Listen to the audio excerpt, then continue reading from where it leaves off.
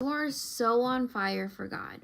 You are hearing from God, you're doing your thing, you're enjoying being able to be in His presence wherever you are. And those are always such good times.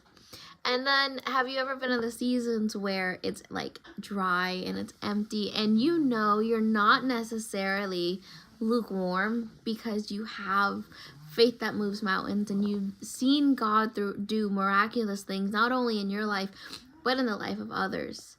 Nonetheless, though, you're still experiencing kind of like a drier season, and it can be really discouraging.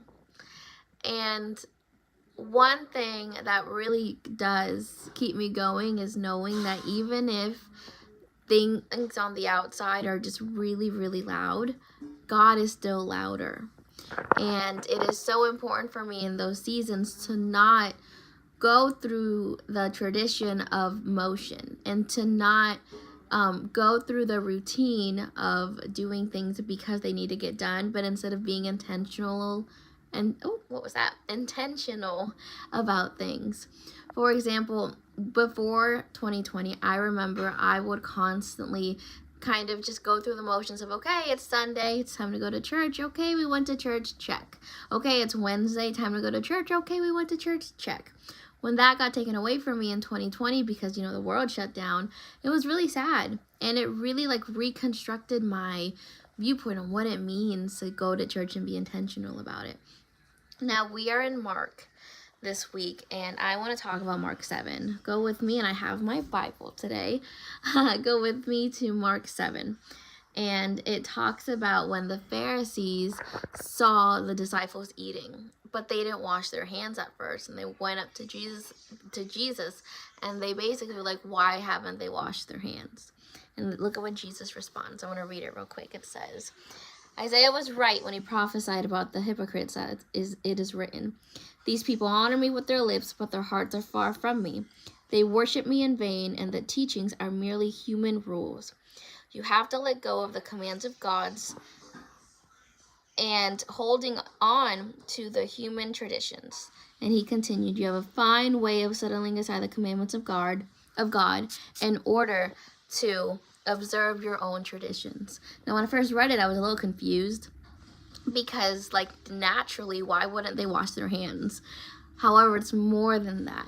Because according to Enduring Word and a bunch of other commentaries, it was more than just washing their hands.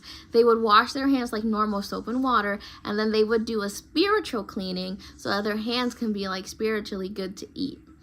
And Jesus was like, you can basically, in this verse, the way I'm interpreting it is, you can do all the spiritual things. You can sit here and go to and do things because the rules say to do it. But if your heart isn't in the right place, then the Lord is going to know.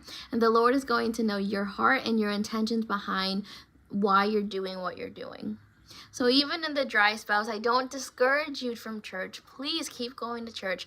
But also know that the dry spells are just a test so that you can continue to lean in on God in the moments that do seem the quietest. Because God is still with you. God is still loving you. But God is also challenging you. And He's challenging you in a good way.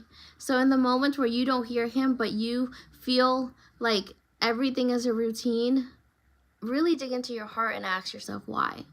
What in my life is causing me to feel like things are the same, and why am I not on fire for Him anymore? Because He's a gentle God, and He wants to remind you that He loves you and that He's there for you, but that you can't just play the part, because God wants a relationship with you. It's not all about the religion, but it's about the relationship. But take heart, because God is gentle, and He is kind, and He is patient. And in these moments, it's when you should really look to God the most.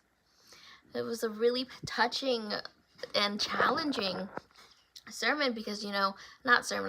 message, because as the verses go on in 8 and 9 and even 10, it talks about God going, how this generation is so filled with people who want signs and wonders. But we shouldn't be focused on signs and wonders. We should be focused on the relationship. So remember, next time you're in just this awkward dry spell, remember, God is still good even if you don't feel like He is. God is still there even when you feel like you're the most alone. So take heart and know that God has you